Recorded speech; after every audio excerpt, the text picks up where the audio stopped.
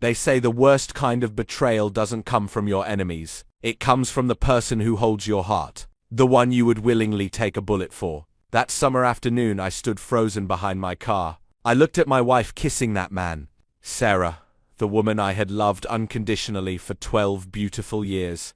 The woman with whom I built a life. That man who stood on the threshold, smiling warmly before wrapping Sarah into a tight, familiar embrace, was the last person on earth I ever expected to see. In that single, fleeting fraction of a second, 12 years of absolute trust shattered into a million jagged pieces. Every memory, every shared laugh, every late-night promise we made to each other instantly turned to ash. To understand the sheer weight of that moment, you have to understand who we were. Sarah and I met in our late 20s. I was an ambitious, hard-working structural engineer, a man who viewed the world through the lens of logic, stability, and blueprints. If you build a foundation correctly, the structure will stand against any storm. That was my philosophy. Sarah was a landscape architect, a beautiful, vibrant soul who brought color into my rigid, monochrome world. She could look at a barren, muddy patch of earth and see a thriving garden. When we married, I promised myself I would spend the rest of my days ensuring she never had to worry about a single thing.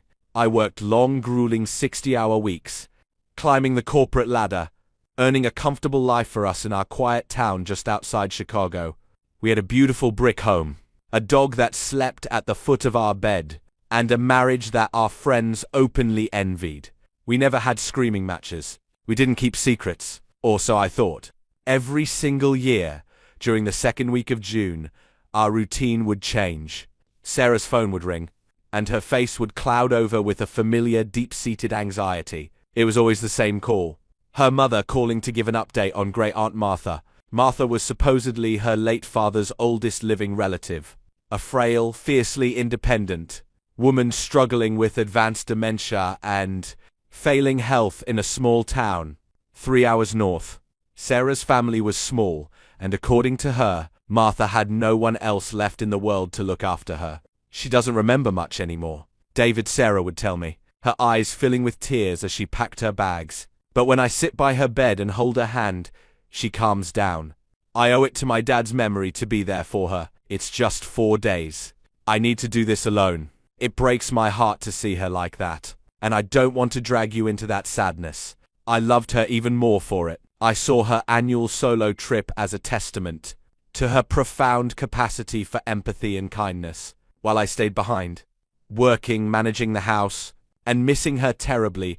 I would picture my sweet wife sitting in a sterile, dimly lit room, patiently comforting a dying old woman. I would send her supportive text messages, telling her how proud I was to be her husband. She would reply hours later, saying the reception in the rural area was terrible, thanking me for understanding, and telling me she couldn't wait to come home to my arms.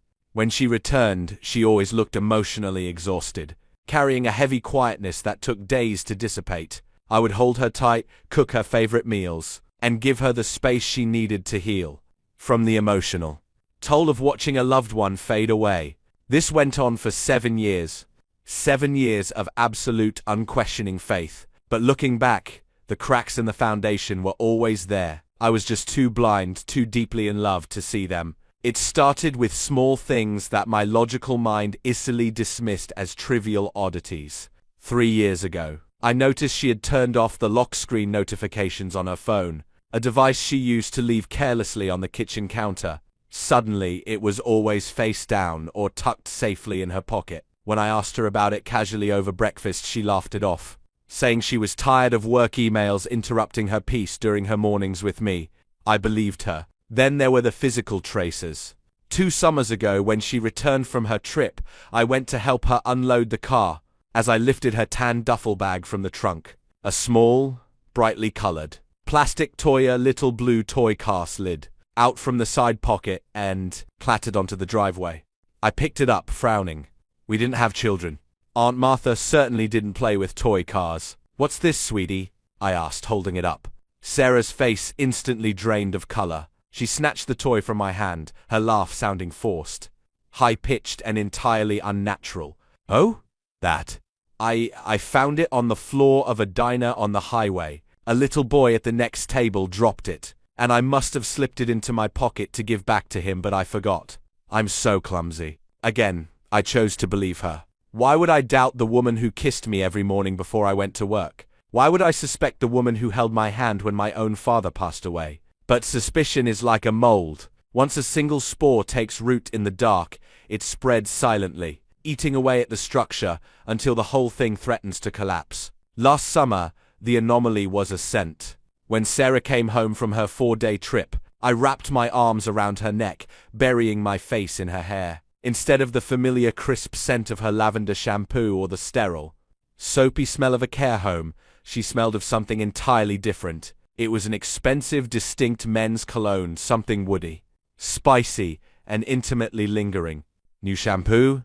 I asked softly, trying to keep my voice light, though an icy spike of adrenaline shot straight through my chest. She stiffened slightly in my embrace, just for a fraction of a second, before pulling away with a bright, tight smile. No, silly. Aunt Martha's nurse uses this incredibly strong medicinal ointment on her joints. It gets on everything. It's awful, right? I need to take a shower immediately. I stood alone in the hallway as the sound of running water echoed through the house. For the first time in our 12 years together, I felt like a stranger in my own home. I looked at the closed bathroom door, my heart hammering against my ribs like a trapped bird. The logical engineer in me began to review the data, recalculating the stress points of our marriage. The math wasn't adding up anymore. The diner toy, the locked phone, the expensive men's cologne, the sudden tension in her shoulders whenever her sick aunt was mentioned.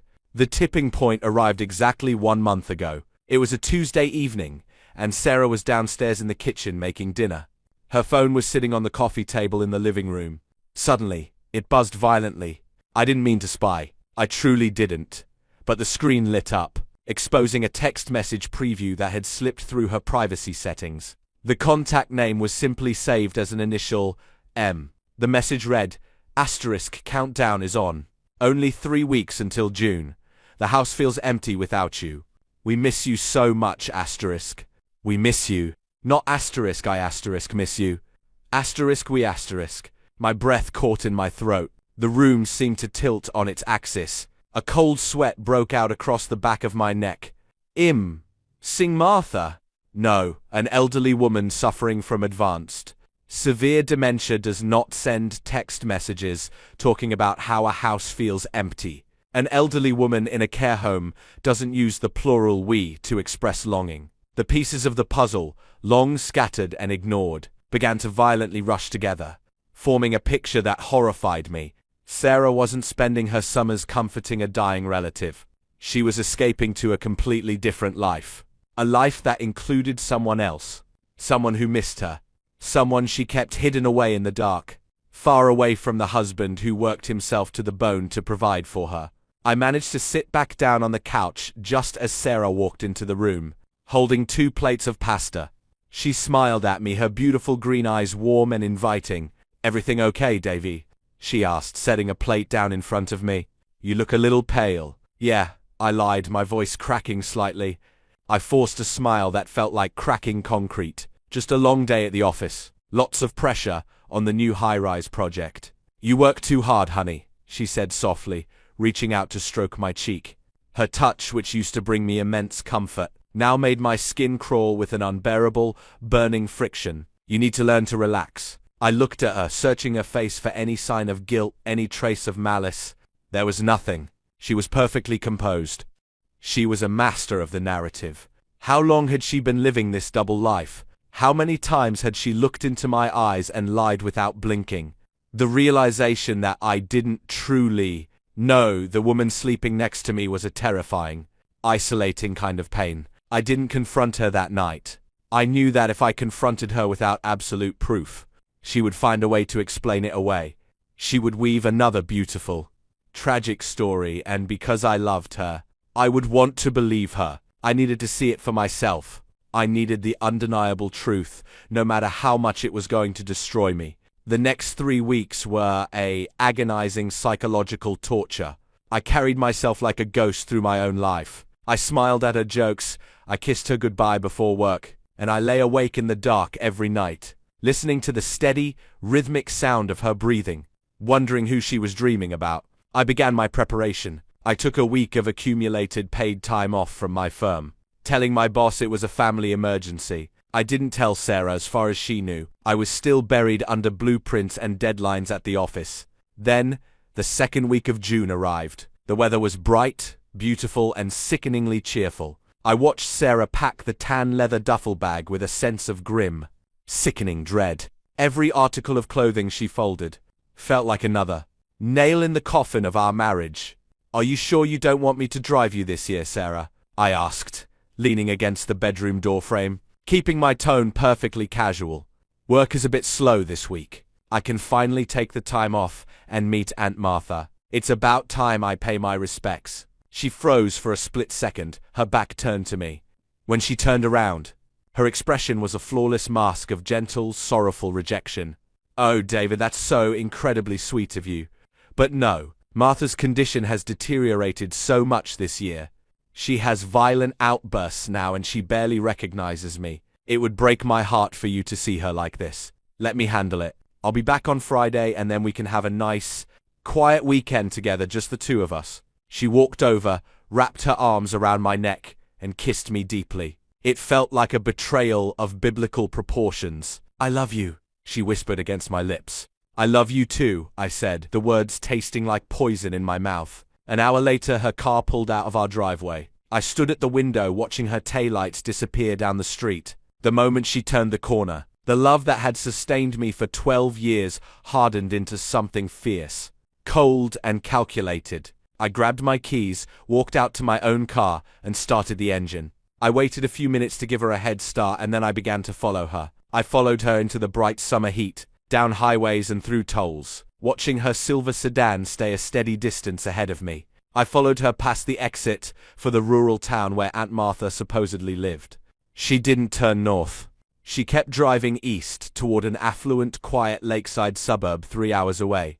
I followed her that summer, and I immediately knew something was terribly wrong. The highway seemed to stretch on forever, an endless ribbon of asphalt melting under the intense June sun. My hands gripped the steering wheel so tightly that my fingers went completely numb. Every few miles, a wave of intense nausea would wash over me, forcing me to take deep, ragged breaths to keep from pulling over and vomiting on the side of the road. I kept my distance, staying 3 or 4 cars behind Sarah's silver sedan, weaving through the midday traffic like a predator tracking its prey. My mind was a chaotic storm of flashing memories and sudden, horrifying realizations. I thought about our wedding day. I thought about the vows we made in front of God and our families. Asterisk, in sickness and in health, for richer or for poorer, till death do us part. Asterisk, I had meant every single syllable. I had built the entire infrastructure of my existence around those words.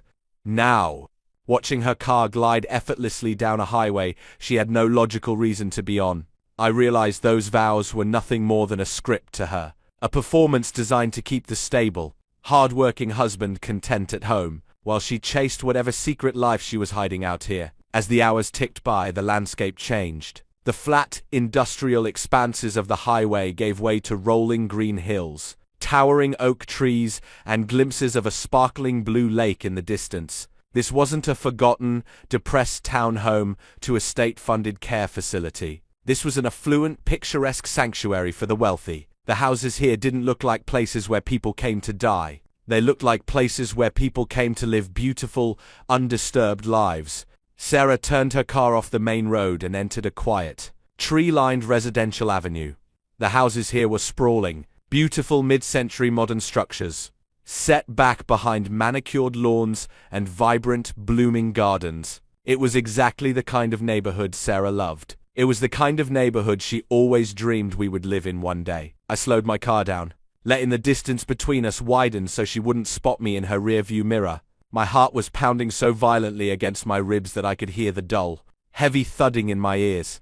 Asterisk, this is it. Asterisk, I thought. Asterisk, the moment of impact. Asterisk, there was no turning back now. The illusion was dead. Whatever remained of my marriage was about to be obliterated, and I had to force myself to watch it happen.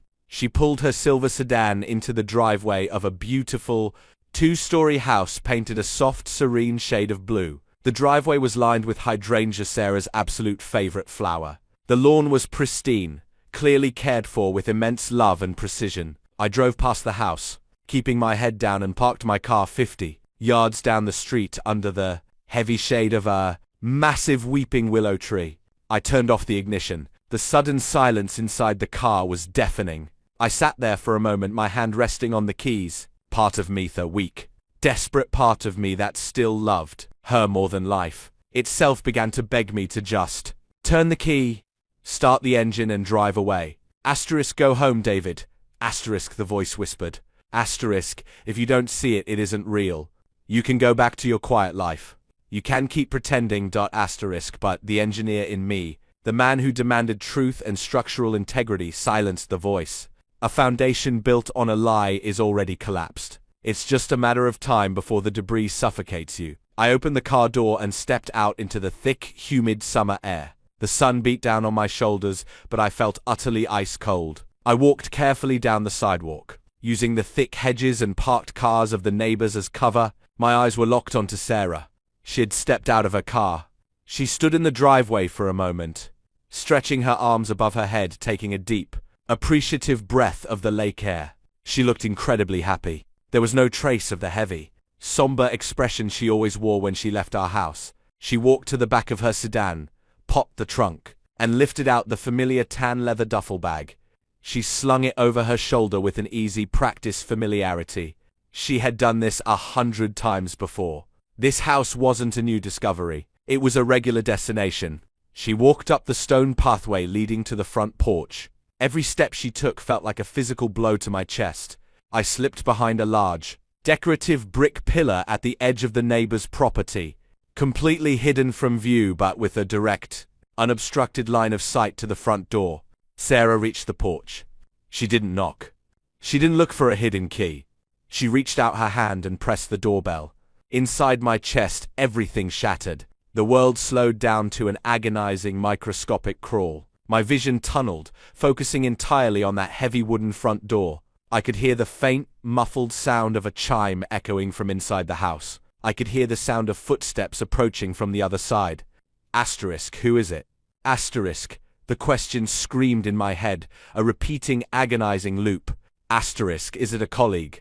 An old flame? A wealthy, secret lover who gives her the life I couldn't provide? Asterisk, I prepared myself to see a man. A man younger than me, or wealthier than me, or more handsome than me. I prepared myself for the blinding, murderous rage that would surely follow. I clenched my fists, bracing my entire body for the impact of the ultimate betrayal. The heavy brass doorknob turned. The lock clicked open with a sound that echoed like a gunshot in the quiet afternoon. The door slowly swung inward. The space inside the entryway was dimly lit, a sharp contrast to the bright, blinding summer sun outside. A figure stepped forward out of the shadows, moving into the warm sunlight filtering through the screen door. My breath caught entirely in my throat. The anger, the jealousy, the violent adrenaline that had been fueling my 3-hour drive instantly vanished, replaced by a profound, paralyzing shock that left me completely numb. My jaw slackened. My hands slowly opened, my fingers trembling. The person who stood at the door, looking out at my wife with a brilliant, tearful smile, was not a secret lover. It wasn't a man at all. It was a little boy. He couldn't have been more than 6 years old. He had a mop of unruly curly brown hair, and he was wearing a bright red t-shirt. But it wasn't his age or his clothes that made my heart stop. It was his face. Even from 50 yards away, the resemblance was so striking, so undeniable, that it felt like looking into a distorted mirror. He had Sarah's distinct, piercing green eyes. He had the exact same shape of her nose, the same slight dimple in his left cheek when he smiled. But the rest of him, the structure of his jaw, the shape of his brow, the way he held his shoulders, was a flawless, terrifying carbon copy of me. "Mummy!" the little boy squealed, his high-pitched voice cutting through the quiet suburban air. He threw himself forward, wrapping his small arms around Sarah's waist. Sarah dropped the tan leather duffel bag to the floor of the porch, sinking to her knees instantly. She pulled the boy into her arms, burying her face in his neck. her shoulders shaking as she began to cry tears of pure, unadulterated joy. "Hi, my sweet angel," Sarah sobbed. Holding him so tightly, it looked as if she were trying to pull him inside her own skin. "I missed you so much. I missed you every single day." I leaned heavily against the brick pillar, my knees buckling. The concrete beneath my feet felt like it was shifting, liquefying, sliding away. A little boy who called my wife Mummy, a little boy who looked exactly like me. Before my brain could even begin to process the mathematical impossibility, the biological absurdity of what I was seeing, a second figure emerged from the shadows of the house. A tall, elegant woman with graying hair stepped onto the porch. It was Sarah's mother, Evelyn, my mother-in-law, the very woman who had called our house 3 weeks ago to tell us Aunt Martha was failing. She looked down at Sarah and the boy, a soft maternal smile on her face, before reaching out to pat Sarah's shoulder. "He's been waiting by the window all morning, Sarah," Evelyn said softly, her voice carrying clearly across the quiet lawn. "He wouldn't even eat his breakfast until he saw your car turn the corner." Sarah looked up at her mother, her face wet with tears, a look of profound gratitude in her eyes. "Thank you for taking such good care of him, Mum. I hate that I can only be here for a few days. It's getting harder and harder to leave him." "I know, sweetheart," Evelyn replied gently, "but you're doing what you have to do. Come inside, both of you." They turned and walked into the house, the little boy holding Sarah's hand, hopping up and down with excitement. The heavy wooden door swung shut behind them, clicking firmly into place. I was left standing alone in the shadow of the weeping willow, the bright summer sun burning my skin, utterly destroyed by a truth I couldn't comprehend. I didn't have a son. Sarah and I had never had a child. We had tried years ago, but after a devastating miscarriage in our 3rd year of marriage, Sarah had told me that emotional pain was too great, that she couldn't bear to try again. We had agreed to close that chapter of our lives. So who was this boy? Why did he call her mother? And why, dear God, did he have my face? I don't know how long I stood paralyzed behind that brick pillar. Time lost all meaning. The sun slowly shifted across the sky, casting long, distorted shadows across the pristine lawn of the blue house. My mind was trapped in a horrific, dizzying loop. I was a man who built his life on equations, on structural integrity, on facts. But nothing about this equation made sense. The math was impossible. If that boy was 6 years old, he would have been born 6 years ago. 6 years ago, Sarah was living with me. She hadn't disappeared for 9 months. She hadn't been pregnant. I would have known. I slept next to her every single night. Unless a cold, sickening realization began to take root. A memory exploded in my mind with the force of a detonated bomb. 7 years ago. Our 3rd year of marriage. The miscarriage. Sarah had been 5 months pregnant. We were ecstatic. We had already picked out colors for the nursery. Then one terrible night she woke up in excruciating pain, bleeding heavily. I rushed her to the hospital. The doctors took her away into the emergency room. Hours later, a doctor came out, his face solemn, and told me there had been severe complications. The pregnancy was lost. He told me Sarah was heavily sedated, devastated, and needed absolute rest. The next day, Sarah's mother, Evelyn, arrived at the hospital. She had taken charge with a cold, fierce efficiency. She told me I looked exhausted, that I was a mess, and that I needed to go home, shower, and rest for a few hours while she watched over her daughter. I had been so emotionally broken, so drained by grief, that I didn't argue. I went home and slept for 12 hours. When I returned to the hospital, Sarah was awake, her face pale and hollow, her eyes completely dead. She wouldn't look at me. She just held my hand and cried, whispering over and over, "I'm so sorry. David, I'm so sorry I couldn't save him. She stayed in the hospital for another 3 days under her mother's strict care. When she came home, she was different. A part of her had gone completely dark. A year later, she told me she could never attempt to have a child again. The trauma was too deep. And a few months after that, the annual trips to visit Great Aunt Martha began. My chest heaved as the pieces of the horrific puzzle violently slammed together. The miscarriage hadn't been a miscarriage. I didn't think. I didn't plan. The logical engineer was entirely gone, replaced by a desperate, bleeding father who demanded to know the truth. I walked out from behind the pillar. My boots crunched loudly on the gravel driveway as I marched toward the front porch. Every step felt like walking through deep, heavy mud. My heart was a frantic wild animal slamming against my ribs. I reached the porch. I didn't ring the bell. I raised my fist and slammed it against the heavy wooden door, over and over, a loud, violent thundering that shattered the peaceful silence of the neighborhood. Sarah. I roared, my voice breaking, thick with raw emotion. Sarah. Open the door. Inside, the muffled sounds of laughter and chatter instantly ceased. A heavy, suffocating silence fell over the house. I heard hurried footsteps approaching. The lock turned. The doorknob twisted. The door swung open and Evelyn stood there, her face set in a stern expression that instantly turned to absolute, bloodless horror when her eyes met mine. David. She whispered, her hands flying to her mouth. Oh my God. Where is she, Evelyn? I demanded, my voice shaking with a terrifying mixture of rage and agony. I pushed past her, stepping into the warm, bright entryway of the house. David, wait! You can't be here. Please, leave. Evelyn cried, grabbing my arm, but I threw her grip off effortlessly. I walked into the living room. There, standing by a large window overlooking the garden, was Sarah. She was holding the little boy close to her side, her face completely white, her eyes wide with a paralyzing primal terror. The boy looked up at me, his large green eyes filled with confusion and fear. Sensing the intense vibration of anger in the room, he shrank back against Sarah's leg. Seeing him up close, seeing my own eyes staring back at me from that innocent little face, completely broke something inside me. The anger evaporated, replaced by a crushing, agonizing grief. David! Sarah gasped, her voice barely a whisper. She looked like she had just seen a ghost. How? What are you doing here? Who is he, Sarah? I asked. My voice wasn't loud anymore. It was hollow, cracked, bleeding. I pointed a trembling finger at the boy. Who is this child? Sarah didn't answer. She just looked at me, tears streaming down her face, her body shaking violently. David, please. Evelyn stepped between us, her voice sharp, defensive. You need to calm down. You're frightening the child. Go outside.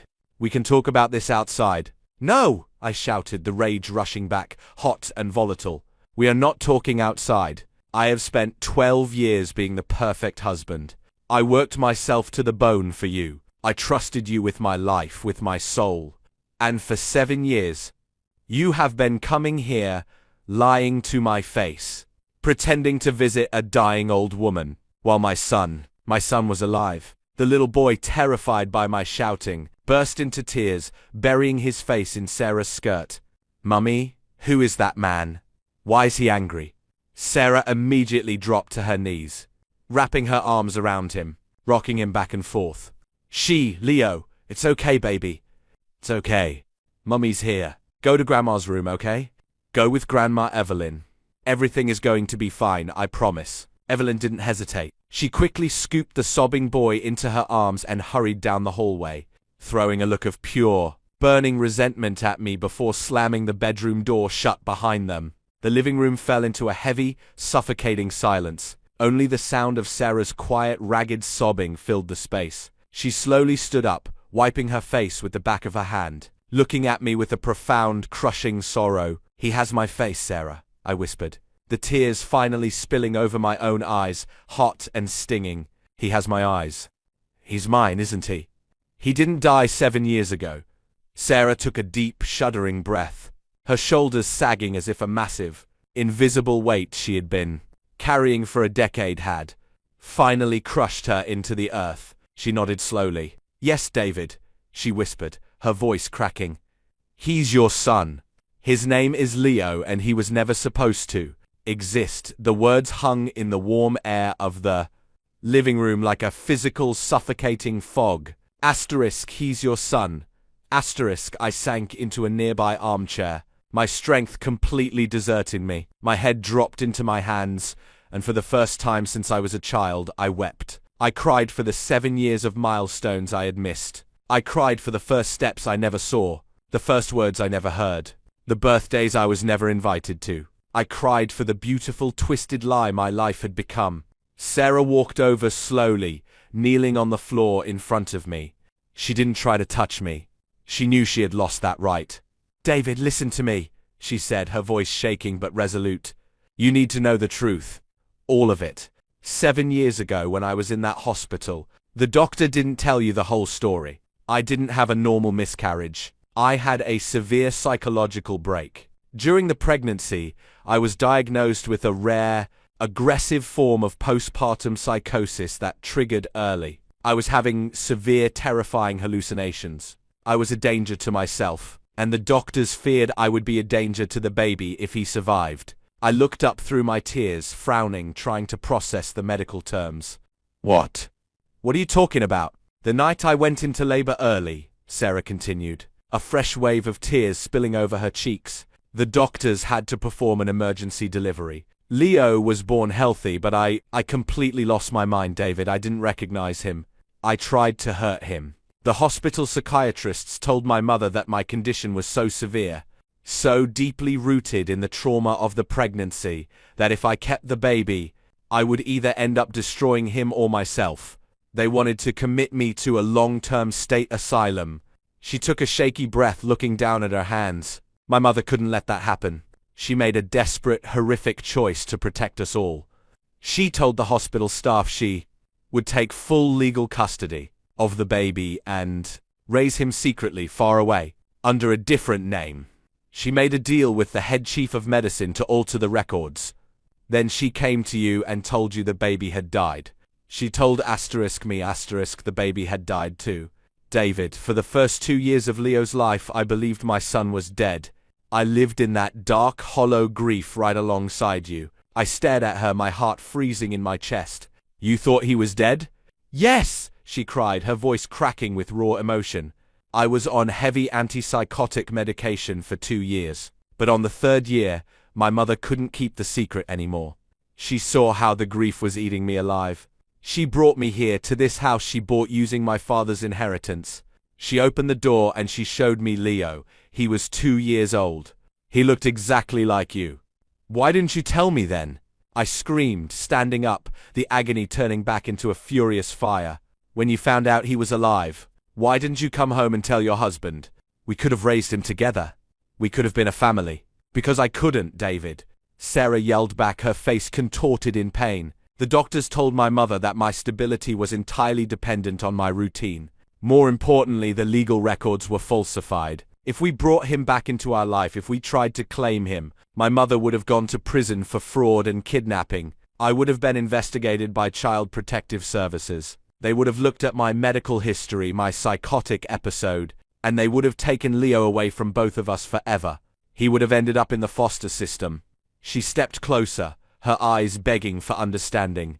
I chose the only path that kept him safe and kept me sane. My mother raised him here in this beautiful, peaceful town, and every summer, when my corporate job gave me a break, I came here to be his mother. I invented Aunt Martha so you wouldn't ask questions. I sacrificed my own happiness, my own marriage, to ensure my son had a stable life with his grandmother, rather than a broken life with a mentally unstable mother in a courtroom. I stood there, the silence crashing down on me once again. The logic, the terrifying, beautiful, tragic logic of her actions began to settle into my mind. She hadn't left me for another man. She hadn't betrayed our love out of malice or selfishness. She had broken her own heart, and mine, to protect our child from a system that would have torn him apart. She had carried the crushing weight of this secret alone for 7 years, enduring my sympathy, enduring the guilt, just to hold her son for 4 days a year. I looked toward the hallway. The door to the bedroom slowly opened, and Evelyn stepped out. Behind her, clinging to her hand, was Leo. He had stopped crying. He looked at me with an intense, quiet curiosity. He looked at my face, then at the framed photos of Sarah on the mantelpiece, then back at me. Are you my daddy?" Leo asked softly, his small voice echoing through the quiet room. The final wall around my heart completely collapsed. The anger, the betrayal, the years of confusion and pain melted away into nothingness. I dropped to my knees on the hardwood floor, stretching my arms out toward him. "Yes, buddy," I choked out, the tears blinding me. "I'm your daddy. I'm so sorry it took me so long to find you." Leo didn't hesitate. He broke away from Evelyn and ran across the room, throwing his small, warm body into my arms. I held him so tightly, burying my face in his curly brown hair, smelling the scent of the summer air and the clean, innocent fragrance of my own bloodline. Sarah sank to the floor next to us, wrapping her arms around both of us, her sobbing turning into a sound of pure, overwhelming relief. We didn't go back to Chicago that weekend. We stayed in the Blue House. We didn't call the police and we didn't call lawyers. The structure of our life had been permanently altered. But for the first time in 7 years, the foundation was real. It was built on the truth. We began the long, slow process of legally adopting Leo, navigating the complex legal loopholes with the help of a discreet attorney, ensuring Evelyn was protected while bringing our son home for good. I learned a profound, painful lesson that summer. Sometimes, love doesn't look like a perfect blueprint. Sometimes the people we love do terrible, unthinkable things not to destroy us, but to protect the pieces of the world that are too fragile to survive the storm. Trust isn't the absence of secrets. It's the capacity to forgive when the secret is finally revealed. Every summer, my wife took a solo trip to visit her sick aunt. But this summer, she brought our son home, and our family was finally whole.